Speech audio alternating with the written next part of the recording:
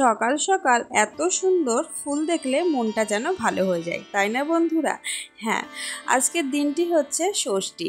এটা হচ্ছে ভাদ্র মাসের ষষ্ঠী। আর আজকের দিন থেকে কিন্তু মায়ের আসা মানে মা দুর্গা আসার একদিন করে গোনা হয়। মানে আজ থেকে পুরো 1 মাস পর কিন্তু মা দুর্গা আমাদের কাছে চলে আসবে। তো চলো, সকাল সকাল এক ঝুড়ি ফুল নিয়েছি আর সাথে স্নানটাও করে নিয়েছি। তো এই যে দেখো, সকাল সকাল আমি পুজোটাও দিয়ে নিলাম। ষষ্ঠীর দিন যেহেতু বাচ্চার মা আমি, তাই পুজো দিয়েই কিন্তু আমি খেতে পাবো। তাই সকালের কাজ করে স্নান করে একেবারে পুজোটা করে নিলাম।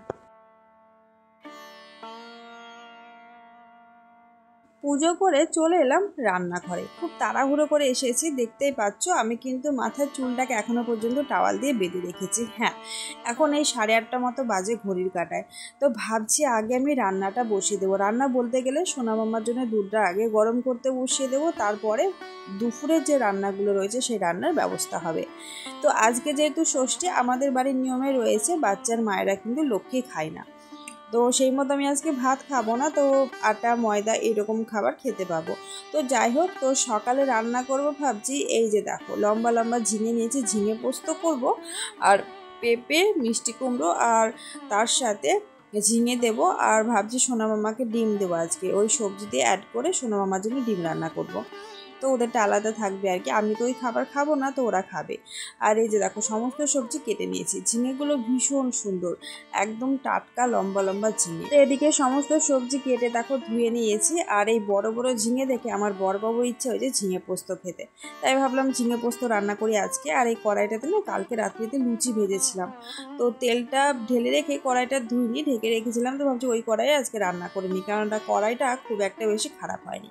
ওদিকে হাঁড়িতে ভাত বসিয়ে দিয়েছি সোনা মামা আর ওদের পাপার জন্য। তো যাই হোক, এদিকে কড়াইয়ে সর্ষের তেল দিয়েছি আর দেখতে পাচ্ছ কালো জিরা ফোড়ন দিয়েছি। তো সর্ষের তেলে কিন্তু ঝিঙে পোস্ত রান্না করব। স্বাদ কিন্তু ভীষণ সুন্দর হবে তাহলে খেতে। তো ঝিঙেটাকে দেখো কালো জিরা ফোড়ন দেওয়া তেলের উপরে কিন্তু দিয়ে দিয়েছি। তেলটা গরম হয়ে গেছে। আর আমি কিন্তু ঝিঙেতে এখন লবণ বা হলুদ কোনোটাই অ্যাড করব না, তাহলে কিন্তু ঝিঙের থেকে জল ছেড়ে দিলে ঝিঙেটা ফ্রাই করা হবে না। তো সেই জন্য আগে ঝিঙেটাকে আমি বেশ কিছুটা সময় নিয়ে ফ্রাই করে নেব, তারপরে কিন্তু লবণ হলুদ অ্যাড করব। তো চলো বন্ধুরা, ঝিঙেটা ফ্রাই করতে করতে তোমাদেরকে আমার পরিচয়টা দিয়ে দিই। তো hello everyone, welcome back to my channel Payel lifestyle. কেমন আছো তোমরা সবাই? আশা করি ভালো আছো। তোমাদের আশীর্বাদ ও ভালোবাসায় আমিও বেশ ভালো আছি। আর ভালো আছি বলে আবারও চলে এলাম নতুন দিনের নতুন আরও একটা ভিডিও নিয়ে তোমাদের সামনে। তো আশা করি এই ভিডিওটি তোমাদের সকলের ভালো লাগবে। আর ভিডিওটি যদি ভালো লেগে থাকে, আমার নতুন বন্ধুদের উদ্দেশ্যে বলছি, তাহলে চ্যানেলটিকে সাবস্ক্রাইব করে পাশে থেকে যেও। মিষ্টি করে একটা কমেন্ট করে যাও, সেই কমেন্টের মাধ্যমে চলে যাব তোমাদের পরিবারে। সাধারণ ভিউয়ার্স, ইউটিউব ফ্যামিলি ফ্রেন্ড সকলকে অসংখ্য ধন্যবাদ ডেলি আমাকে সাপোর্ট করার জন্য, আমার পাশে থাকার জন্য। তো যাই হোক বন্ধুরা, তোমাদের সাথে কথা বলতে বলতে ঝিঙেটা ওদিকে ফ্রাই তো হচ্ছে, আর ঝিঙের মশলাটা রেডি করব। ওখানে দেখতে পেলে আমি যে 1 চামচ পরিমাণ হচ্ছে পোস্ত দিয়েছি। আর সেই চামচের পরিমাণে কিন্তু আমি সর্ষে দিয়েছি, সাদা সর্ষে, তার সাথে কাঁচা লঙ্কা। তো এবারে আমি পরিমাণ মতো একটু জল অ্যাড করব।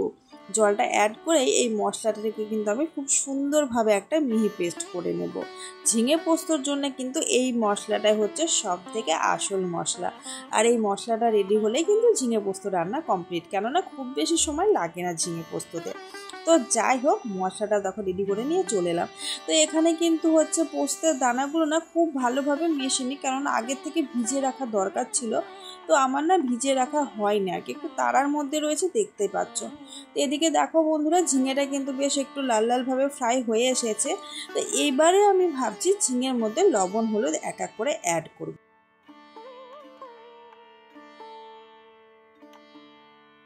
লবণ হলুদের সাথে সামান্য পরিমাণে কিন্তু আমি চিনি অ্যাড করলাম ঝিঙের সাথে।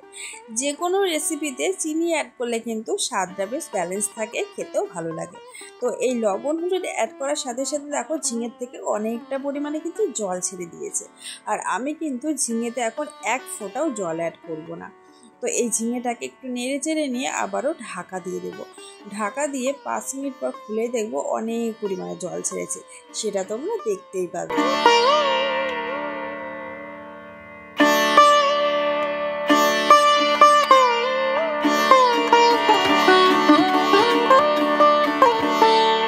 চলে এলাম প্রায় 5 মিনিট পরে। তো দেখো এই যে ঝিঙের থেকে কিন্তু অনেকটা পরিমাণে জল ছেড়েছে, আর ঝিঙেটা বেশ কচি ছিল, তোমরা দেখেইছো বন্ধুরা। তো ঝিঙেটা দেখো খুব সুন্দরভাবে কিন্তু জল ছেড়ে দিয়েছে, আর দেখেই বোঝা যাচ্ছে ঝিঙেটা কিন্তু ফ্রাই হয়ে গেছে। তো ভাবছি এবারে ঝিঙের মধ্যে আমি মশলাটাকে অ্যাড করব। তার আগে সামান্য পরিমাণে একটু ফুটে নিচ্ছি।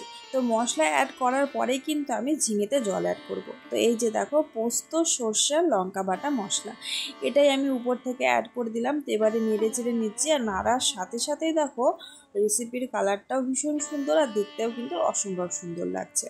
তো হ্যাঁ, তো এবারে এখানে আমি অল্প পরিমাণে একটু জল অ্যাড করব, কেননা মশলাটাকেও একটু সেদ্ধ হতে দিতে হবে। তো সেই কারণে কিন্তু দেখতেই পাচ্ছ মশলা করার যে একটা জল হয়েছে, মিক্সচারের মগটা ধোয়া, সেই মগটা ধুয়ে কিন্তু আমি জলটা অ্যাড করে দিয়েছি। তো এখন আরেকটু পরিমাণে ঢাকা দিয়ে রাখবো আমি, মোটামুটি 2 থেকে 4 মিনিট মতন আমি ঢাকা দিয়ে ফুটিয়ে নেব। কেননা ঝিঙেটা তো প্রায় সেদ্ধ হয়ে গেছে, তবুও একটু ফুটিয়ে নেব ঢাকা দিয়ে।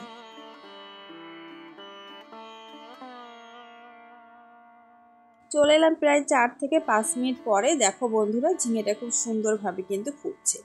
আর এই ঝিঙে পোস্ত রেসিপির মধ্যে যদি চিংড়ি মাছ অ্যাড করা যেত বন্ধুরা, তাহলে দুর্দান্ত স্বাদ তো খেতে।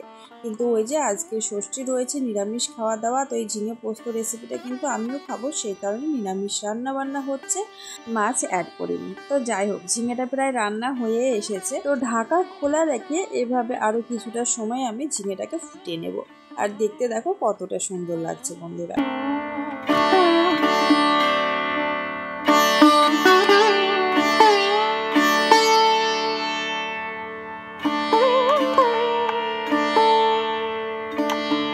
ঝিঙে রান্না প্রায় শেষের পথে। তো নামানোর আগে একটু এই যে সর্ষের তেল অ্যাড করে দিলাম উপর থেকে। তো সর্ষের তেলটা অ্যাড করার কারণে কিন্তু ঝিঙের ফ্লেভারটা খুব সুন্দর আসবে। তো চলো ঝিঙেটাকে এবারে নামিয়ে নিয়ে চলে আসলাম আবারও তোমাদের সামনে।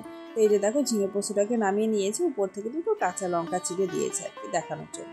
তো কেমন লাগছে রান্নাটা অবশ্যই জানাবে। আর খেতে দুর্দান্ত সুন্দর হয়েছিল বন্ধুরা, অসম্ভব সুন্দর যাকে বলে। নিজে রান্না করেছি বলে বলছি না, একেবারে ভালো হয়েছে, মিষ্টি মিষ্টি বেশ ঝাল ঝাল খেতে হয়েছিল। যারা ঝিঙে পোস্ত খাওনি তারা এইভাবে খুব সহজেই বানিয়ে খেয়েও ভালো লাগবে। তো তারপরে এদিকে দেখো বড়বাবু একটা তাল এনেছিল কালকে। তো ভেবেছে আজকে একটু তালের বড়া আর তালের গোলা রুটি তৈরি করবো। তো কিভাবে তৈরি করব সেটা তোমরা আজকের ভিডিওটা দেখতে পাবে না, নেক্সট ভিডিওতে বা রেসিপি ভিডিও আমি তৈরি করবো একটা, সেখানে দেখতে পাবে তালের রুটি কিভাবে তৈরি করেছি। তো তালের মানে রেডিটা আর কি, ব্যাটারটা তৈরি করে দিয়ে মানে বার করে দিয়েছি, সবটাই কিন্তু বড়বাবু হেল্প করেছে। মানে ও যেহেতু রুমে ছিল, সকাল টাইম ওর ডিউটি ছুটি ছিল, বলে ঠিক আছে যাও, আমি হচ্ছে তালের রসটা বার করে দিই, তুমি ওদিকে রান্নার দিকটা সামনে নাও। তো এই যে বড়বাবু দেখো হচ্ছে তালের রসটা কিন্তু এখানে বার করে দিয়েছে। তো ও কীভাবে বার করছে তোমাদের কিন্তু দেখাচ্ছিলাম এখানে। ও কিন্তু এখানে অল্প একটু জল নিয়ে তারপরে হাত দিয়ে এইভাবে মেখে মেখে দেখো অনেকটা পরিমাণে কিন্তু তালের রস বার করেছে। আমি বার করি আলাদাভাবে, তাই ওর বার করার পদ্ধতিটা তোমাদেরকে একটু দেখিয়ে দিলাম। তো যাই হোক, অনেক পরিমাণে তালের রস বেরিয়েছে, এটা দিয়ে কিন্তু বড়া তৈরি করব আর হচ্ছে পিঠে তৈরি করব, সেটা পরে। তো যাই হোক, এদিকে রান্না কমপ্লিট করে নিয়েছি, ভাত নেমে গেছে, ওখানে দুধ রয়েছে, এখানে ঝিঙে পোস্ত রয়েছে। আর সোনা মামার রান্নাটা দেখাই তোমাদেরকে। ওটা না ওদের পাপা রান্না করেছে, আমি সেই সময় সোনাদেরকে স্নান করাতে গেছিলাম। এখানে সবজি দিয়ে ডিম দিয়ে রান্না করেছে। তো সেই জন্য রান্নাটা আলাদা করে রাখা হয়েছে, কারণ ওগুলো নিরামিষ, নিরামিষের সাথে আমিষটা ঠেকানো যাবে না। আর এখানে তো খুব বেশি জায়গা নেই, ছোটো রান্নাঘর বুঝতেই পারছো, আলাদাভাবে রাখার সেরকম জায়গায় নেই, তাই এইভাবেই আমি রেখেছি। আর কিচেনটা খুব সুন্দরভাবে পরিষ্কার পরিচ্ছন্ন করে আমি ধুয়ে নিয়েছি। কিচেনের কাজ কিন্তু পুরোপুরি কমপ্লিট, মানে দুপুরে রান্না আর কি। ওদিকে সোনা মামার স্নান হয়ে গেছিলো, ওদের পাপা দেখো খাওয়াতে বসে গেছে। মানে আমি বললাম যে তুমি খাইয়ে দাও, তো এদিকে আমি কাজগুলো করে নিতে পারবো। তো সেই জন্য ও কিন্তু খাইয়ে দিচ্ছে। আর তোমরা সকলেই জানো হাজব্যান্ডের ঘরে থাকলে আমাকে অনেক হেল্প করে, যে কোনো কাজে অনেকটা হেল্প করে, সেই জন্য কিন্তু আমি হয়তো সামনের দিকে এগিয়ে যেতে পারছি। তো যাই হোক, এদিকে আমি এখন একটু রেস্ট করব, মানে দুপুরের সমস্ত কিছু কমপ্লিট। আর প্রচণ্ড গরম লাগছে, আর সকাল থেকে ভিজে চুল বাঁধা ছিল, তো এখন ভাবছি চুলটা ছেড়ে একটু রেস্ট করবো। তো দেখা হবে পরে তোমাদের সাথে। এরপরে চলে এলাম প্রায় সন্ধ্যার সময়।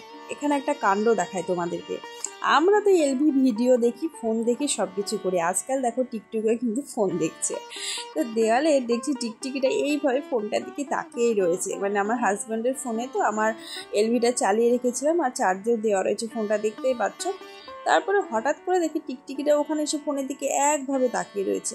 আমি দূর থেকে দেখছি কি দেখছে, তারপরে ভাবলাম চলো একটু ভিডিও শ্যুট করে নিই, তোমাদেরকেও দেখায় যে টিকটিকিও আজকাল ফোন দেখতে পছন্দ করছে।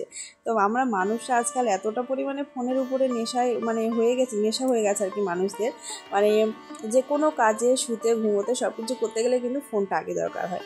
তো এরাই বা কেন বাদ যায় বলো, তাই না? তো দেখো এই যে দেখো ফোনের দিকে কীভাবে তাকিয়ে রয়েছে, আমি খুব কাছ থেকে ভিডিও করেছি তবুও কিন্তু একভাবে অমনটা করেই দেখো তাকিয়ে রয়েছে।